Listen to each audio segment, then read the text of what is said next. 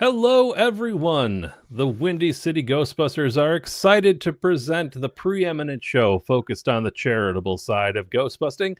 We're meeting the incredible people from all over the world that dress like khaki-covered exterminators, lugging around 30-pound light-up backpacks, all in the name of putting smiles on faces and helping people. We're here to find out what makes them tick and understand, their take on why we bust. I am your host, Patrick Calvert.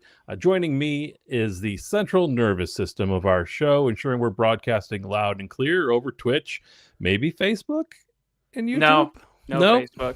Yeah. YouTube and Twitch currently, because Okay. Facebook's dumb. I agree with you there. As well as all the other major podcast platforms like Apple, Spotify, and Stitcher. It's James Norman. James, Hello. welcome. What's going on? I'm just I'm glad to be back.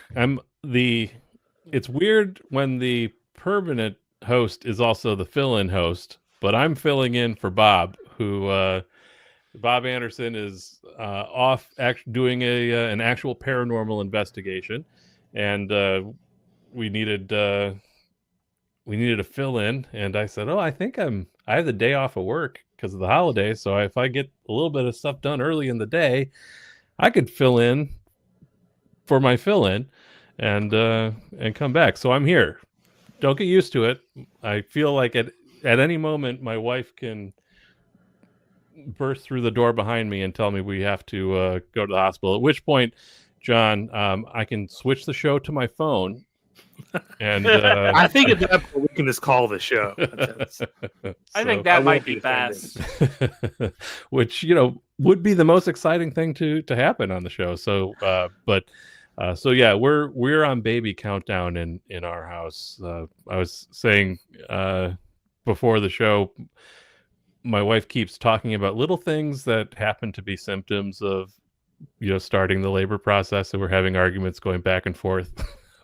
Where I try to remind her, I think you might be ready to have this baby, and she's adamant that she's not. So we'll see. We're really bad at betting. We've made the bet, but didn't set any stakes to it. So I've bet that the baby's coming before the actual due date, which is a week from today. She thinks it'll wait till the due date, but I don't think we're going to get there. Is there a pool going? Can we get in on that? If there is, no one's alerted me to it. Okay. No, we're like I said, we're bad at betting. We're bad at stakes. But we're kind of in that mode where, I know my life is going to totally get turned upside down here at any moment. So every night that I get to sleep through the night now is a little present. But anyhow, enough of that. But I'm back, and we have an exciting guest this weekend, or not this weekend, this Monday. I don't know what's going on, but John Peacock from the Western Kentucky Ghostbusters. John, you've your name has been there on the screen this whole time, and your name is in the title of the podcast. But welcome to the show. Thank you so much for having me. This is awesome. We're excited to have you. The Western Kentucky Ghostbusters has been kind of a staple in the ghostbusting community for a while, and I don't think we've had anyone from your group on the show yet. So welcome. We're really excited to have you here. And real quick before we kind of dive in, to the meat of the show, if anyone is interested in following, in John's footsteps and being a host or a guest on the show, reach out to Why We Bust on Facebook, or shoot James or myself a direct message on Facebook or Instagram. Let us know that you'd like to be part of the show. We've got surprisingly a pretty organized list of guests, so we'd love to have you join it, and we'll let you know everything that you need to come on. So yeah, that's my plug, just to make sure that the show lives on long. And with Bob being on an actual paranormal investigation, he's not doing a video or a broadcast tonight, is he? Do you know off the top of your head? I don't know. So He hasn't said anything to us, so we're just not going to. We're not going to throw it to him. But normally, you could follow Bob After Dark. You can catch Bob broadcasting something spooky, something entertaining over at the Bob After Dark channel on Twitch. Is he ever not on the road? I feel like every time I talk to him, he either just got back from something or he's about to go to something. He is the James Brown of the paranormal world. He is the hardest working man in the paranormal world. Can't argue with that. And I was telling my wife, I was like, well, Bob he's always filling in. He's always doing something, and she's like, that sounds like a Bob problem, not a you problem. And it's like, the man doesn't stop. And I just want to shout out to Bob. I appreciate him filling in with us. He's always just loading up his plate with more. But anyhow, so Bob After Dark normally follows us. Probably not tonight. He's off doing something spooky. But typically be on the lookout for that. That's our plug to Bob. But, this started as a week, John, I'll do this week in Ghostbusters history bit on our show. And I just want to say hello to everyone that's joined us in the chat. I'm horrible. Apologies now to anyone in the chat. I'm horrible at reading chats. I cannot multitask and read and talk and think at the same time. So I'll leave that up to James. So if anybody's saying anything and I'm not getting to it, blame James. Don't blame me. That's fine. I'm putting them up on the video feed. So. Oh, do you do that? Do you choose what goes up on the feed? I just thought that was some bot that throws things up every once in a while. But yes, it's me. I'm a bot. Oh, I have no idea how what I do works at all. I just show up with a microphone and get going. Well, thank you, James. Another thing that I can thank you for doing. But anyways, that the 270 show, yes, please don't give Bob ideas. Thanks. We don't need more. He's running out of organs that he can lose, so we don't need to pile on the stress. But John, I was saying we do this week in Ghostbusters history. It gives a little bit of time for extra folks to kind of join the broadcast before we get to the meat and potatoes with you. And I swear I thought we were going to have maybe two things this week, but while there wasn't anything huge, there was a ton of news for this cycle. And real quick, on February 12th, 2022, so that would have been last week, but we didn't have a This Week in Ghostbusters history. It was the anniversary of Ivan Reitman's passing, so I did want to make sure that we gave Ivan his due here on our show, and that was such a devastating blow. But yes, to Ivan, and it's hard to believe, but yeah, Ivan Reitman, Ghostbusters wouldn't be what it is without his style. Literally, yeah. So you can have Dan Aykroyd and all those guys together, but it was that palette from Ivan Reitman that really set the tone. So Ivan Reitman passed away on the 12th of February 2022, and don't want to linger on it, but want to make sure we at least acknowledged it here. But other things that happened this week in Ghostbusters history: February 15th, 1991, Nothing But Trouble with Dan Aykroyd directing and Chevy Chase starring. And that one, I feel like for the majority of that movie's life, it has been marked as one of the lowest points of cinematic history. But now I'm starting to hear that there's a bit of a cult following, and people are coming around to the weirdness of it. It's on my list. Movie. I haven't seen it. Have you seen it, James? Oh, yes. I own it, but that's one of those movies that used to be on HBO consistently when I was all the time. Yeah. Really? And I love that movie. I absolutely love that movie because it's just unadulterated Dan Aykroyd. That's the beauty of stumbling across stuff on HBO when you were like too young to see it. I didn't know it was supposed to be bad and terrible and a low point in everyone's career. I was just like, wow, it's this really weird movie Dan Aykroyd directed. That's cool. It was years later when I was like, oh, this is a bad movie? I missed that memo. I love that you guys had Nothing But Trouble as your weird Dan Aykroyd HBO movie. I somehow missed that one, but for some reason I seem to always be catching Dan Aykroyd and Rosie O'Donnell's was it Exit Another to Eden, stakeout. Oh, where they like went to some like sex retreat somewhere as private investigators. yeah, I vaguely remember that. Aren't they in movie. BDSM gear at one point? Yes, yes. That image is Still burned into tattooed. my. Yeah, I wish I could get rid of that. Mine as well. But so I don't remember Nothing But Trouble being around, but for some reason Exit to Eden constantly was on, and Dan Aykroyd, I got to watch it. So Nothing But Trouble, that is on my list, James.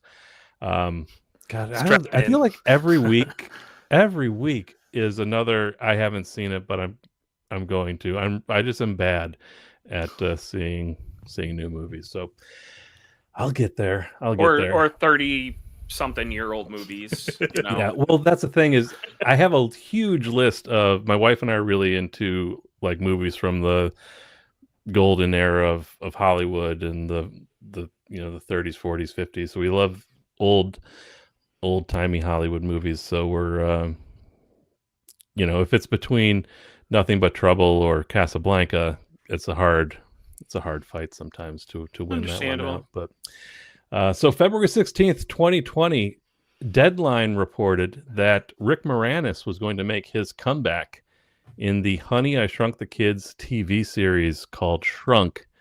And ultimately that did get shelved by the pandemic. But do you guys recall that news? Vaguely, because I remember just being, okay, he'll come back for that. But he won't come back for Ghostbusters. Okay, fine. Whatever. Well, it's... Because he did there was that weird behind-the-scenes show Disney Plus had for a while where it was like going through the Disney vault and pulling out old props. Mm-hmm. And the Shrinking Ray from the first movie. And he shows up at the end of that. So I remember thinking, Disney got him to Did come he show up at the end of that? I don't think I ever finished that episode. I think I got about 3/4 way through. He's not in much of it, but yeah, the last like 10 minutes, they when they're done with the restoration, they bring him in. He was in that Ryan Reynolds cell phone commercial. Oh yeah. So he'll do stuff, but also I don't know how much he wants to travel either. That's because fair. to go back and do Frozen Empire, he would have had to go live over in England for a little while too. So I don't know. He is a man of mystery at this point, and good for him that he can afford to kind of just choose what he feels like doing. Just let us love you, Rick. Just let us love you and shower you with our autograph money. Yeah, that's true. Well, he did that once and never again. Oh. Well, it's I would still, if they wanted to revive that, I would watch it, but I don't think I would watch it unless Rick Moranis was still attached to it. February 17th, 2014. Now, I'm not a huge Lego guy. James or John, are you Lego collectors, builders? It's too expensive. It is expensive, and Depends on what it is. Well, the Lego Ecto 1 was the kind of the first images of that were released. That's back there. Oh, is it? Yes, okay, there it is. Up over there. That I do have. This week in Ghostbusters history, the first kind of images, teasers were released for that. I believe this is kind of around the time that the New York Toy Fair goes on. So that might have been kind of what that was tied to. Also on February 17th, I'm looking, there are 5 things. So I'll try and run through them really quick. But February 17th, 2015, Bill Murray cameos on Parks and Rec as the long-mentioned, never seen until the very end, Mayor Walter Gunderson. I think that was the last episode of Parks and Rec where he plays the dead mayor in a funeral video. But that was a high point of that episode, seeing Bill Murray come through. And let's see what else here. 2017, February 17th, Ghost Corps teased that they found deleted Ghostbuster scenes in Ivan Reitman's personal storage.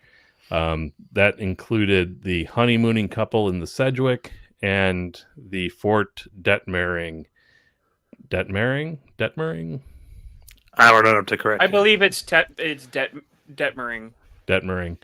So Ray and Winston, kind of the only bit that we Ghostbusters fans really knew of that was the ghost visiting Ray in the middle of the night that was used during the montage as a dream. But the kind of the that whole scene was a bit of a holy grail type of deleted scene for Ghostbuster fans. And I think that came out in that big anniversary edition box set, yep. right? And I missed that. I didn't realize they were only going to put it out for that one run and never again. So far. But yeah, if there's money to be made, there's a whole new movie to cram into a box set now. That's true. That's true. So that was February 17th, 2017. And then February 17th, 2023, I have not seen Ant-Man and the Wasp: Quantumania, but Bill Murray was apparently in that movie. Have you guys seen that? I'm not a Marvel person. It's him hitting on Michelle Pfeiffer a lot. Yeah, it's a train wreck. Okay.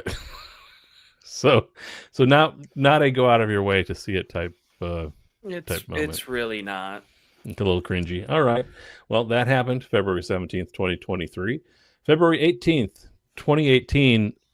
This is one I never got in on these, but I constantly saw them, and I wish that I had, room to have a bigger collection for this kind of stuff. But Diamond Select Toys revealed their real Ghostbuster figures at the New York Toy Fair, along with some Ghostbuster 2 figures like the possessed Ray in his slime blower, and the main four in their Santa hats and gray suits, along with Janosz Poha and Baby Oscar. All those figures were premiered at the New York Toy Fair. Did you guys collect any of those Diamond Select figures?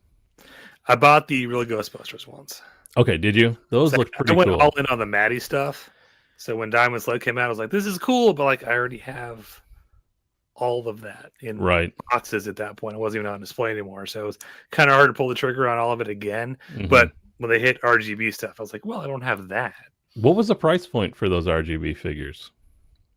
Because all I see now are the $200 figures. Yeah, they're nuts now, yeah. I should have sat on those, yeah. Was it Mondo? But so February 19th, 2016, in 2016, we're gearing up for the Paul Feig Ghostbusters, and the Ecto Cooler was confirmed as returning February 19th, 2016. And I didn't realize how it officially was confirmed that it came out, but apparently a test can of High C hit eBay that was subsequently confirmed as being authentic. And so it had not been any actual press releases, but somebody put up the test art on a can of High C on eBay, and that trickled through. And who won the auction? That I don't know. That was not in the Ghostbusters. Maybe, but that information was not on the Ghostbusters news website. But I thought that was an interesting way of news breaking there. And whoever had that can that used to work at Coca-Cola, I hope they earned a year's salary on that eBay sale. And then we've got February 21st, 2023. Ernie Hudson making the news, talking about some of the difficulties. I feel like every time Ernie Hudson has to go out and do press, people want to dive into kind of his experience not being as included as the main three. And I don't think that's Ernie's fault as much as people constantly bringing it up to him. But I think for us fans, there was kind of a constant, why is Winston not on not on the DVD? Why is Winston not on the poster? But understandable for the marketers who are saying this is a Saturday Night Live driven cast, and we want to just feature the recognizable names here. That being said, I don't know if Harold Ramis was necessarily a household name or face at that point. I know he had directed, but he wasn't, he was not in front of the camera on SCTV or SNL. So, there's a little bit of a, hey, Harold could be on there, why Stripes, isn't? I think was before Ghostbusters, That's right? true. So that That's would true. have You're And right. he was before the camera in SCTV, just not a whole lot. Not a whole lot. Okay, so he was up still. I'm not saying he wasn't a big name, but if you were Sure. going on the my reasoning until I started talking it through was the SNL link, but so it is one of those things as far as Ghostbuster fans go. It's a foursome. Winston needs to be there, and we're glad that they have taken steps to make sure he's being included much more regularly now than he was back then. But even look at the poster behind you, John. It's just the three on that Yep. on that main one there. But Well, what I always found really weird and frustrating is it seemed like for a while they would go out of their way to remove Winston from stuff. Like True. this is going way back, but if you remember the DVD, I think the first DVDs that came out, the Ghostbusters 2 artwork was all Photoshop recycled artwork from Ghostbusters 1. Mhm. So all they had to do was take the poster and slap it on the cover of a DVD, and there's Winston. But we used art from Ghostbusters 1. Right.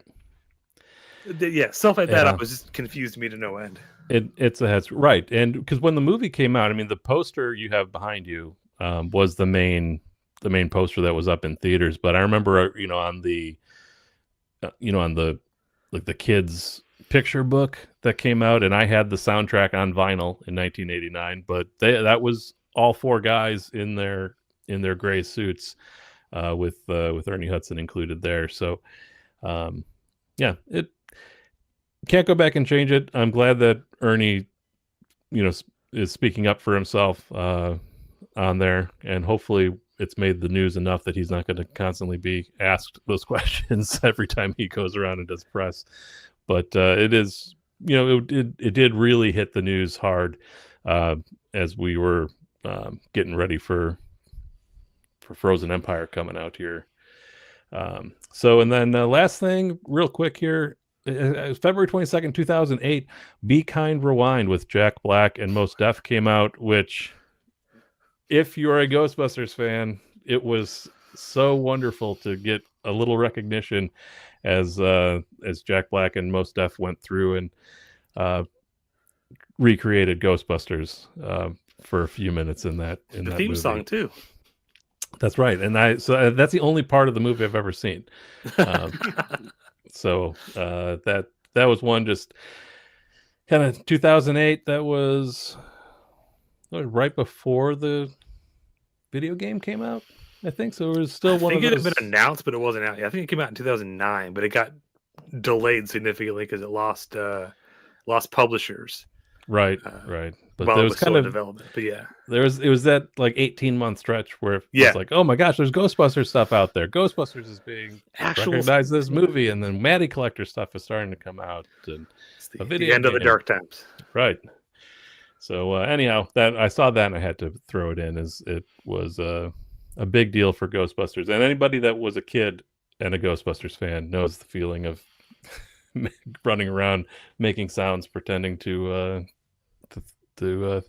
shoot your proton pack. But anyhow, that's it for the news. So I really was struggling for the first 15, 16 years after Ghostbusters to find things coming out, but then we really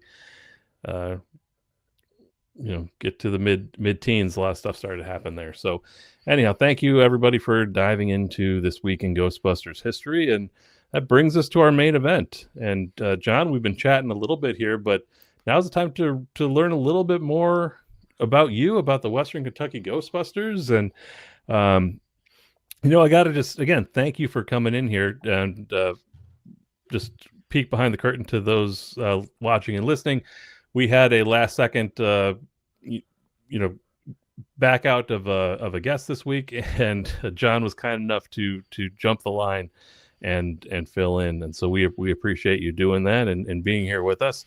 And this is my first time talking to you, John. What is your history with Ghostbusters? First of all, again, thank you for having me. Sure. As far as history, I mean, my story is kind of the same as probably most of us. I discovered it through the cartoon first. I had a VHS copy of the movie that wasn't an official VHS. It was our neighbor had Showtime or something and taped it for me. But they hit pause on certain parts of the film. I didn't see the uncut Ghostbusters until I was in high school and bought it on DVD. And remember thinking, wow, is this the director's cut? I don't remember any of this stuff. But I also was weird because I saw the cartoon first. So I thought the movie was the origin to the cartoon. I didn't realize the misconnect there. But it was just one of those things I latched onto as a kid. I'm not really sure why I grabbed onto it so hard, especially, I was born in '84, so I had no lack of options for cartoon shows when I was a kid. Turtles was huge. I liked Turtles. Batman was big. I liked Batman, but nothing hit the way Ghostbusters did. My friends were all, would want to play Ninja Turtles and Power Rangers, and I was like, yeah, hey, you guys want to play Ghostbusters again? No? Okay. I'll be the Blue Ranger, sure, okay. Yeah, I was also kind of forced out by my friends moving away from Ghostbusters. I was never quite ready to hang up the Proton Pack, but it was, I was 83, and okay. Norm, you're in that era as well, correct? Are you 85, 86? Where are you? 79. 79. Oh, geez. Are you dyeing your beard? No. Gee, look at this thing. Look at this thing. It's not the years, it's the mileage. Yeah. Yeah, could be. But so yeah, I was 83, and nothing was bigger in my world than the real Ghostbusters going on there, and I James, I don't know if you experienced the same thing, but John, I also felt like I watched the movie for the first time when I got the official copy in high school, because I had the TV edit as well. So the curse words were out. The fort scene with Ray was not in there. So there's a lot to be found. Once the official movie came in, and so we hit that dead period there for a little while in the 90s, where kids are moving away. Ninja Turtles comes in, Power Rangers comes in. 89 was, you couldn't get away from Batman.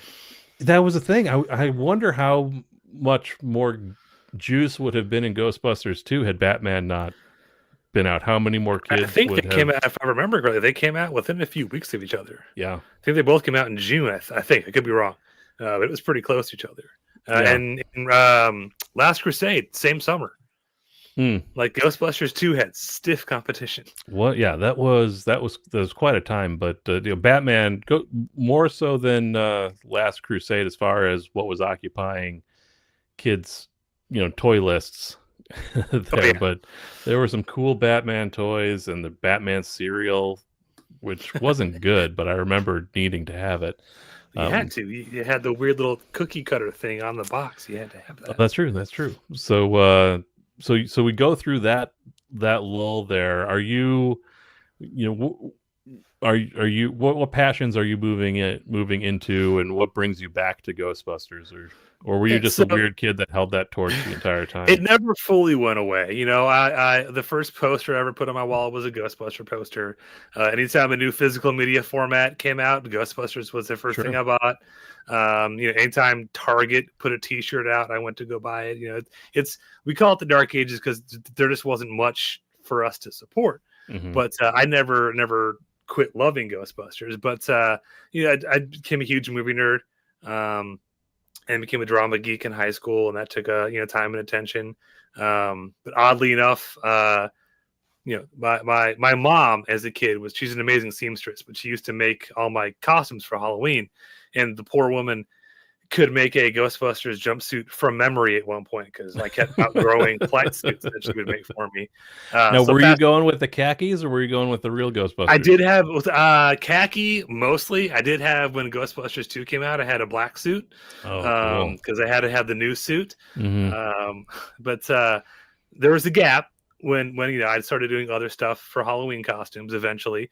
But circle around to sophomore year of high school. My school drama department put on a play called The Uninvited, which is a haunted house ghost story. Mm-hmm. So as a kind of jokey prank for opening night of that, I came dressed up as a Ghostbuster, but I didn't have a jumpsuit or a flight suit at that point because I had long outgrown the one I had. Sure. So in a weekend, I came to Mom Friday. The play opened like for students on that Monday. It's like, Mom, I need a Ghostbuster suit. So my poor mom is out there trying to expand a pattern that's designed to fit like a 10-year-old to fit a 17-year-old. Right. But that actually, oddly enough, I bring that up to say how the whole Western Kentucky Ghostbusters thing got started. So senior year of high school, my mom makes me a new Ghostbuster suit. I show up to the premiere with my Kenner backpack on because we didn't have any other gear at that point. Everyone got a big laugh. I took a picture with the girl who was dressed up like a ghost. Haha. Sure. Fast forward to freshman year of college at Western Kentucky University in Bowling Green. Go Hilltoppers. I had a teacher who we had class on Halloween that year. This was 2003. And if you came to class, because we had class on Halloween, if you came in a costume, you get extra credit. And this was the kind of teacher where you needed every bit of extra credit you could muster.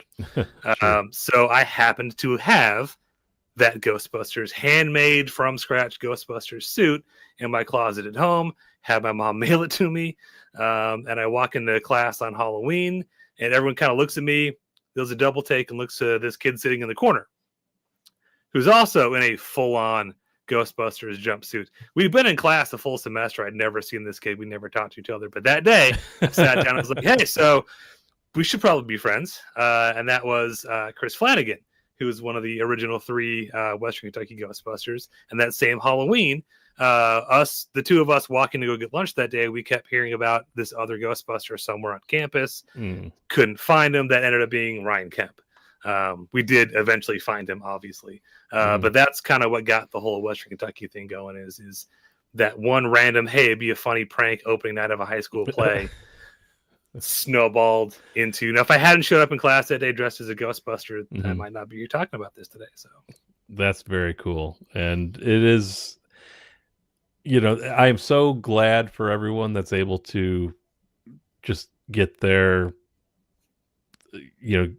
flight suits off Amazon now, or even, if like me, I wanted that gray suit so bad for 30 years. So when Magnolia put out their flight suits, I gotta get that. I have to get the gray. But the effort that went into being a Ghostbuster for costume or cosplay, 10, 15, 20 years ago was, such a passion project for everybody. So were you were at the ground level, starting the Western Kentucky Ghostbusters? Yeah, like, how does that start, and how do you organize yourselves beyond just getting together and happening? You all just happen to have flight suits. Organized is a strong word. Herding cats is a more accurate description. Isn't it?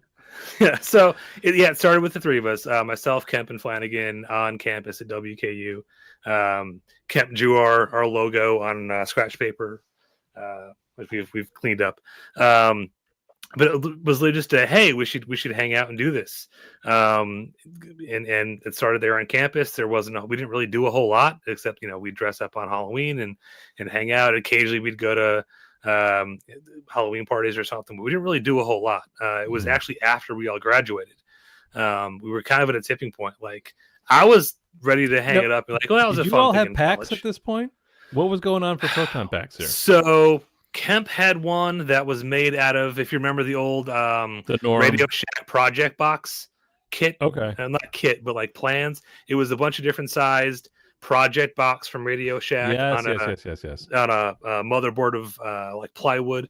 I had one I bought off someone on eBay that they had carved out of a block of wood with a vacuum form cyclotron. So it weighed 30 pounds, but it was all the top of the pack. Right. The bottom weighed nothing, so it killed your shoulders. And it had no wand. So for at least a year and a half, I had a lightsaber as my wand. And I think Flanagan at that point was building one. Vacuum form shells were the big thing at that point. This was like 2003 through 2004. If you weren't crafty enough to make the Paranorm plans, you would look out and get someone who could vacuum form them for you. So he had a really nice light pack. Yeah. That was the two shells separately put together. Yeah, I remember that vacuum form. If there was a lot of like, you could just do this yourself, like, which sounds crazy now, but I remember really wanting to make stormtrooper armor, Yeah, and there being the whole, well, here's how you create your own vacuum form. I'm like, this is very doable. I can do this in my parents' garage. kids these days and their 3D printers. Right. Yeah, we had gear. It wasn't particularly great. It was all kit bashed, all thrown together, handmade stuff. And nobody cared. Nobody, other than you guys, nobody noticed or probably cared. We had lights, and that's all people noticed. Oh my god, it lights up! Yeah, Right. Therefore, it's real. Yeah, our first PK meter was a circuit tester on a lint roller handle with a some book lights that if you folded them out, the ends would light up, and people were just like, "Oh, cool, it lights up." They didn't care. Right. Very cool. Yeah. Yeah, we're so spoiled today. Yeah. But, so you all have something to pass for equipment. Yes. At the time, and so let's go back to herding cats. So before I derailed you on, no, it's fine.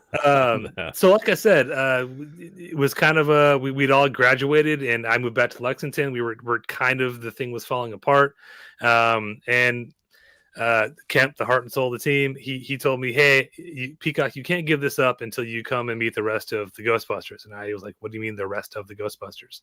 What he meant was you have to come to Dragon Con and go to PKE Search. So about 2010, I think he talked me into coming with him. And let me tell you, the experience, if you've never done it, of being in the Dragon Con parade. Can you back up and just give a bit of historical context on what that is and the importance of it? Is I know those names. I haven't been to any of them, and like I've been with the group a couple of years, so I'm still learning. No, but I hear these things, and they're said in passing, as in, well, everybody knows about. Yeah, you should all know this, right? Here, right, and I just nod GB along. fans message boards, right? Yeah, right. So okay, Dragon Con is a giant convention in Atlanta. Technically, it's 4 days. I think at this point, it's more like 6.5 days. Because the day you have to get there early keeps going earlier into the week every year.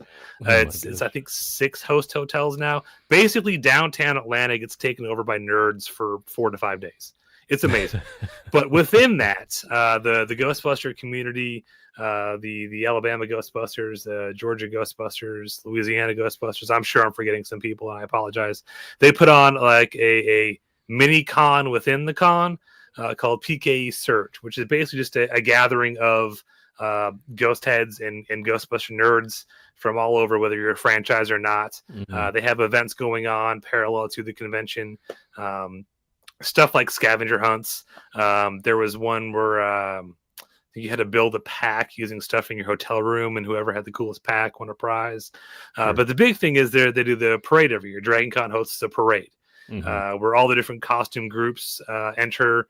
You see lots of cool like car replicas and stuff in that. And the Ghostbuster group always has a big presence. My first year there, we had, I think, 8 or 9 ectomobiles and something like 95 Ghostbusters walking down the streets of downtown Atlanta with the crowds cheering. It in my head, it looked just like the scene at the end of Real Ghostbuster episodes. You know, we're doing the Ghostbuster strut down the street. Confetti. Yeah, it was just such a surreal, amazing moment of, first of all, like, we're not, us 3 little nerds in Kentucky aren't the only people who were into this. Mm-hmm. In fact, we should step up our game because these guys really have their stuff together. And it was just such a cool, like, oh, the community really is here. There really are the nerds. I met so many awesome people there that year that I still talk to. Mm-hmm.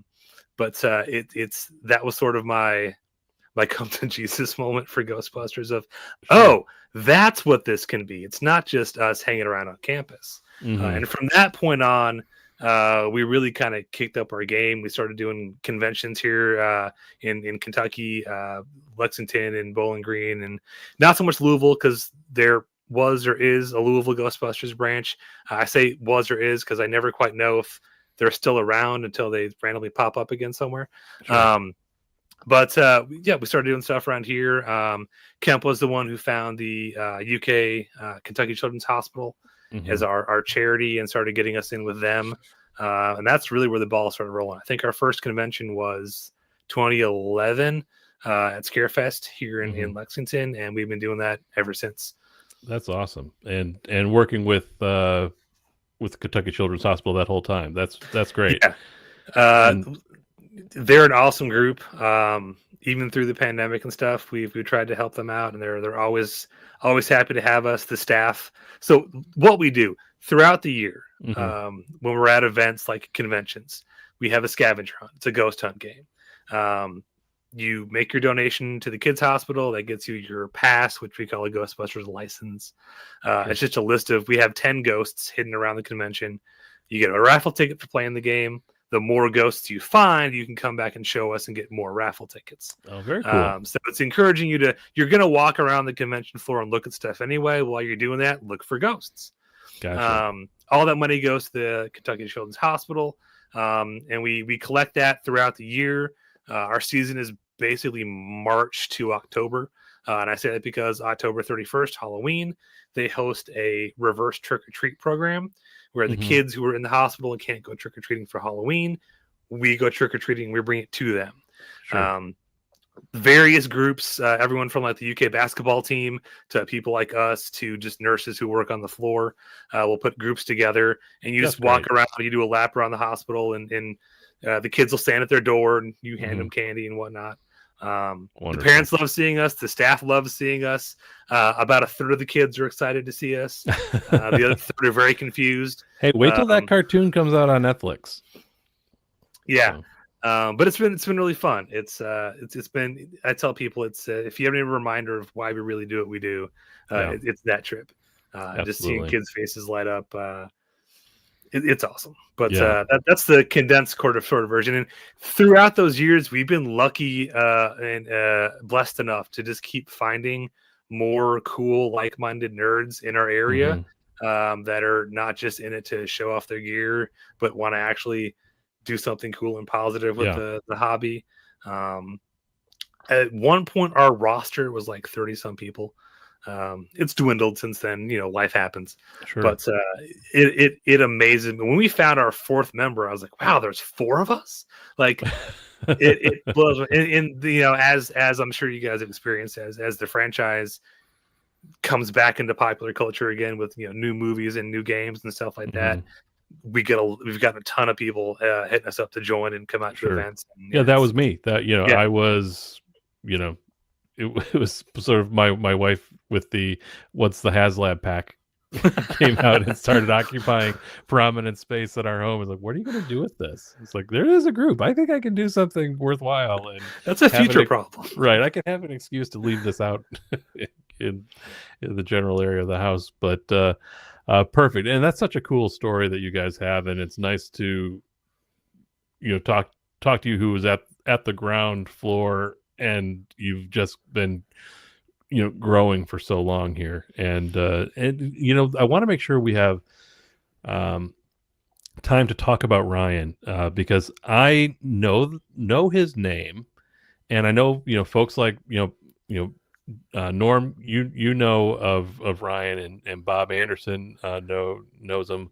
Can you kind of talk to our audience a little bit about Ryan and kind of the legacy that he's left with your group? Yeah, Ryan E. Kemp, the heart and soul of our team, the reason we call ourselves the house that Kemp built. Like I said, I met him in college, and he was just, it's hard to describe him in words. He was a one-of-a-kind human being. He was obsessed with Dan Aykroyd, improv comedy, Ghostbusters. It felt like the man was born in the wrong era. But he latched on to us nerds over our love of Ghostbusters. I always love to tell people I never met Kemp. Kemp found me. We were in class one day. This was after the whole Halloween wearing our flight suits on campus thing. It was the next semester after that. And I'm sitting in class, beginning of that semester, and this kid walks into class wearing gray coveralls, a briefcase handcuffed to his wrist, and combat boots. Everyone in class is kind of like, this guy's weird looking away. He sits right behind me, and I see him looking at me. Now, keep in mind, this is pre-social media. Facebook isn't even a thing yet. He keeps kind of glancing over at me, and I'm like, oh God, why is he looking at me? And finally, he leans over and goes, hey, are you John Peacock? To this day, no idea how he knew what I looked like, what my name. I wasn't wearing a Ghostbuster t-shirt or anything. Right. Somehow he knew me. And in that fateful moment, rather than lying, because the teacher was going to take attendance and I was going to get blown anyway, I was like, yeah, I am. So Kemp found me, and he started the whole thing. Like I said, he hand drew our original logo. Before he met us, he was the Western Kentucky Ghostbuster, singular. Until he found some other Ghostbusters to throw that S on there. But to describe Kemp is his life motto was the improv philosophy of yes and. His philosophy in life was take care of everybody else, they'll take care of you. Make everybody else look good, they'll make you look good. And that was with everything he did. He was incredibly generous. He was also completely unhinged. And that was crazy. He would get very narrow-mindedly focused on achieving one goal, and God help him by hook or by crook, that goal would get achieved. My favorite Kemp story, I call it the other comic book store story. So we're in Bowling Green. I've only lived in the state of Kentucky for a couple of years at that point. The 88 miles per hour Ghostbuster comic had just come out, if you're old enough to remember that. But again, that was in those dark, in that era of anything Ghostbusters new was awesome. So there's a comic book store in Bowling Green. We go to check it out. They don't have any issues of it. They might have had one, but not two. So Kemp says, hey, do you want to go to the other comic book store? I was like, yeah, sure, thinking it's somewhere on the other side of town. We hop into his beat up GMC Jimmy, which that thing had like 800,000 miles before it finally he wrecked it. But we drive, and we're driving, and we're still driving, and it's like 30, 45 minutes. And finally I'm like, where is the other store? He goes, oh, it's in Tennessee. I have a class to be in. So we drove to Tennessee to the other Great Escape, I think was the name of the store. The other Great Escape in Tennessee. But sure enough, we got another issue of 88 miles per hour Ghostbusters that day. But that was Kemp. Like, if there was something that needed to be done, the rest of the world didn't matter. We're going to get that done. It could be great to see sometimes. He's probably best known for within the community. Every year at the parade for Dragon Con, this man went hard.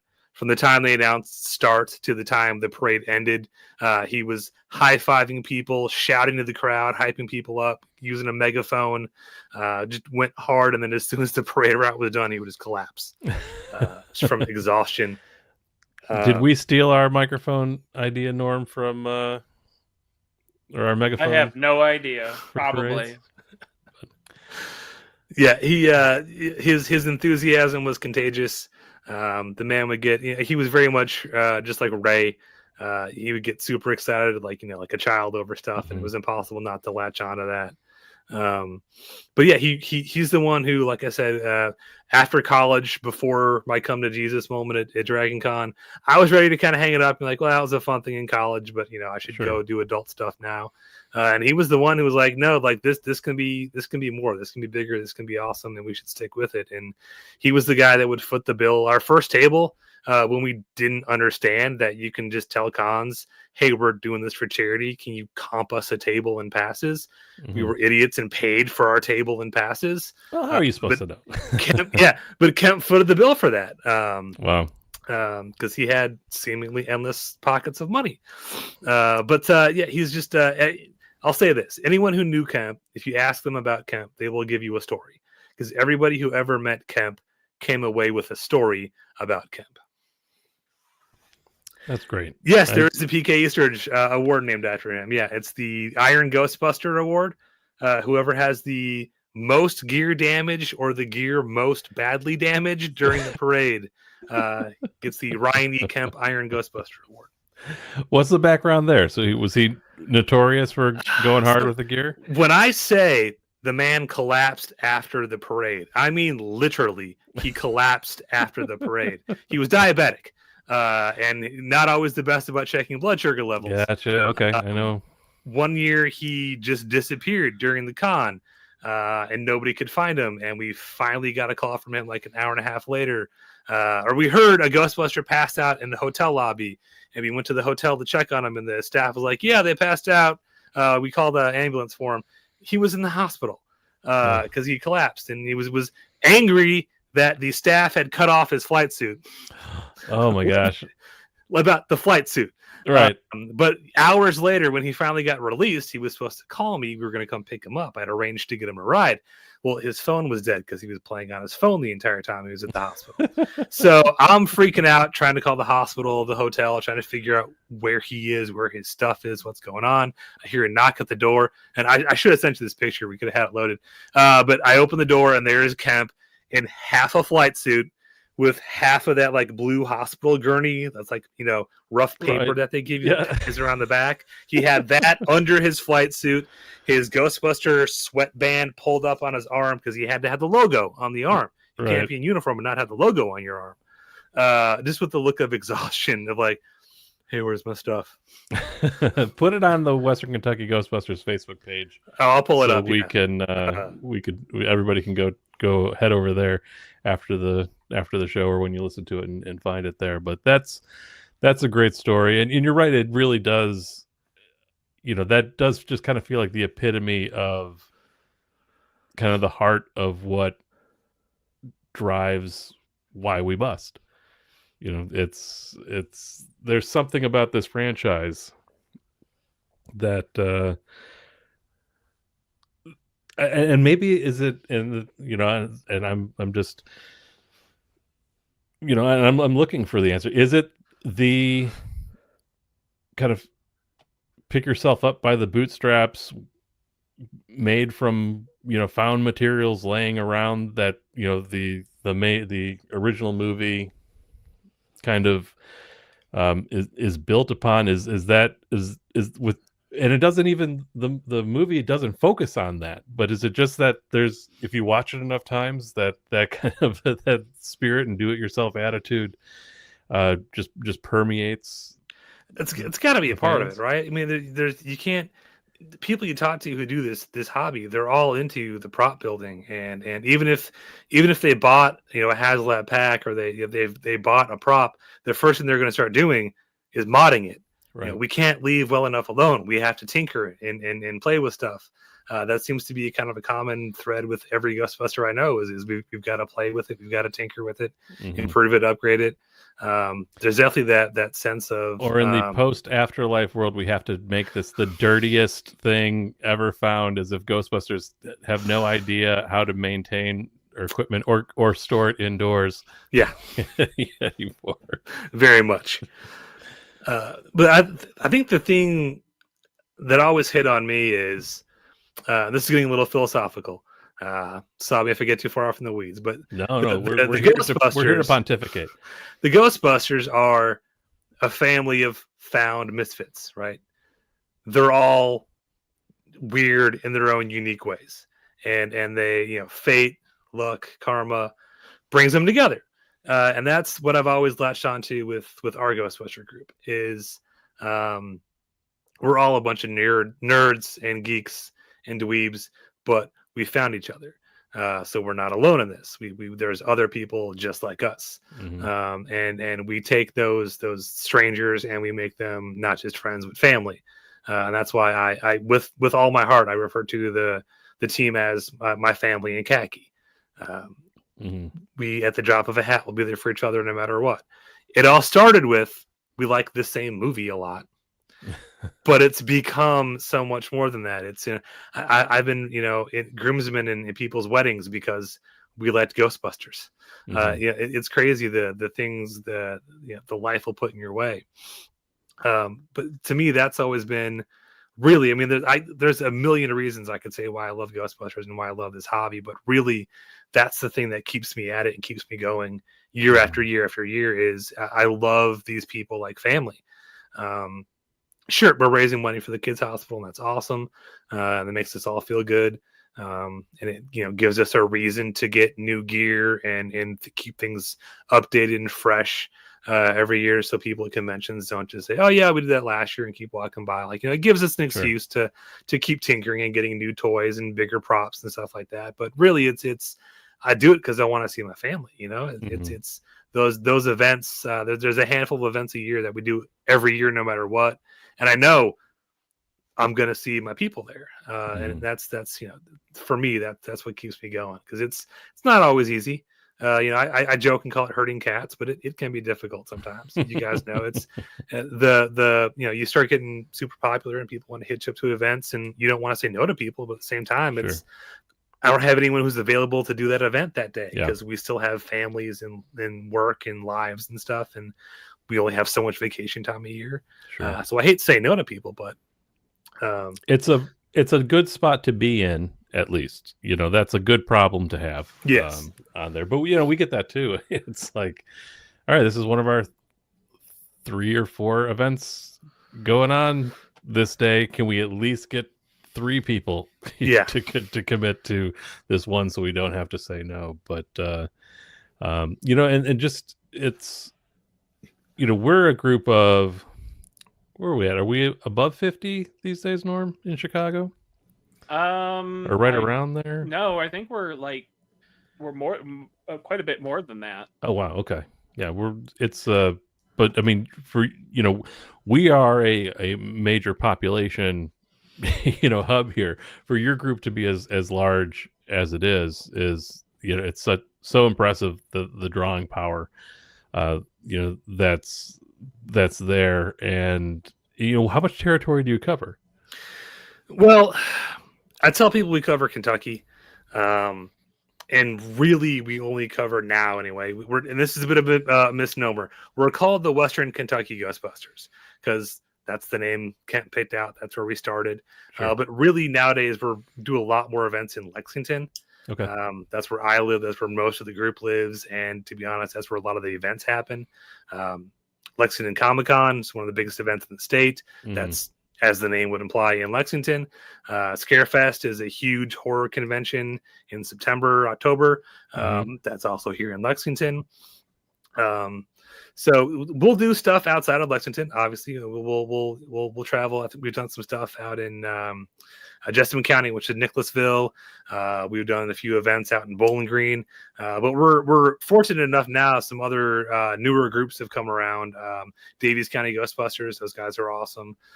There's like I said, the Louisville Ghostbusters. Every time I think they've kind of gone defunct, they'll pop up somewhere, so I can never count them out. If anyone from the Louisville Ghostbusters is listening, make sure you let us know. Give us a pulse check. But that being said, we'll do an event pretty much anywhere in Kentucky if I can find people who can make it.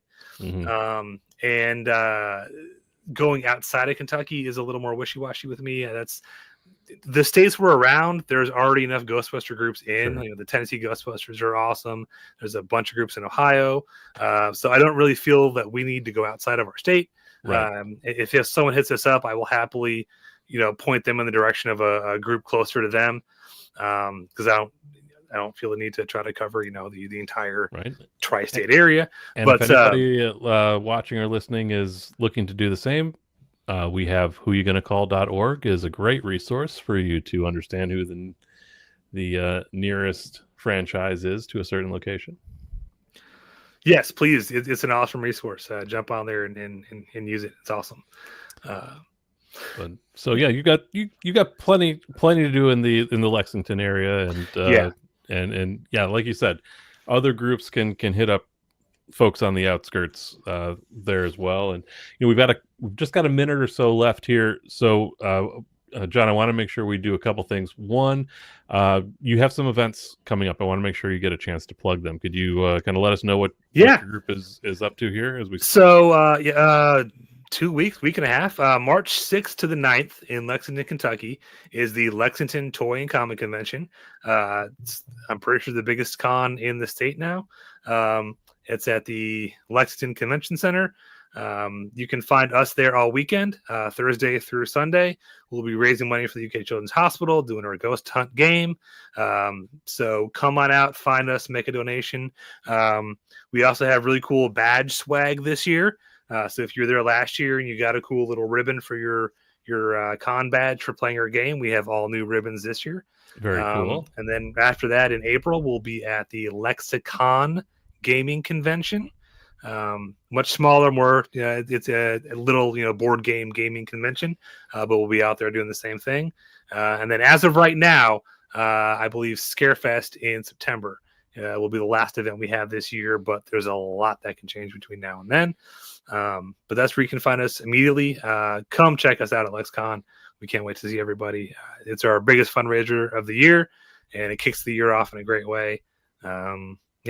Come Perfect. And everything is always updated over at the Western Kentucky Ghostbusters Facebook page, and as long as Meta keeps that up and running, they don't cancel us again. But real quick, the Windy City Ghostbusters will be at the Barrington Library on the 22nd here. Catch us there. We'll be there pretty much all day for the Fandom Fest going on in Barrington. And also it's just a library packed weekend. The 23rd will be at the Niles Library for their Fandom Fest. So head over to the Niles Main District Library. We will be there for the duration of that event as well. So check out the Windy City Ghostbusters there. And John, I would be remiss if I didn't ask you the final question here. Do you have a name for your proton pack? Her name is Dinah. Blow your horn. And then the real Ghostbusters pack is Laurel. And if you can tell me the connection with Dinah and Laurel, I'll give you $1. It's a Green Arrow reference. Oh, see, okay. Did my mic cut out? I said Green Arrow. I apologize. So I'll send you my Venmo after that. Well, John, I can't thank you enough, and I want to make sure reach out to us if there's any major events or things that you want to plug. You need to hop on for a minute or two to make sure that we can give you some time to address it. Just reach out, let us know. We're always happy to have you back, and can't thank you enough for all the years of service that you've given the community and the good name that you guys have, and kind of help to keep the Ghostbusters in good standing in the general community. So I want to thank you guys for that. Thank you for talking about Ryan and kind of his legacy. And I just want to thank everybody for listening and watching. What another great week here on Why We Bust. I am going to be gone again, disappearing for another maybe month or two here. So thank you for everyone for their patience as I take a bit of a leave with my new daughter coming here in the next week or so. And James, thank you for keeping all the plates spinning for us. So everybody, thank you so much for joining us on Why We Bust. Go visit John and learn more about the Western Kentucky Ghostbusters on their Facebook page. And you can get all the Windy City Ghostbuster news and Why We Bust news. Well, I don't know. We're not on Well, Facebook. We have a temporary page on Facebook. So, so feel free to search for Windy City GB. Yeah, you can find us. You'll find us. Or, it's fine.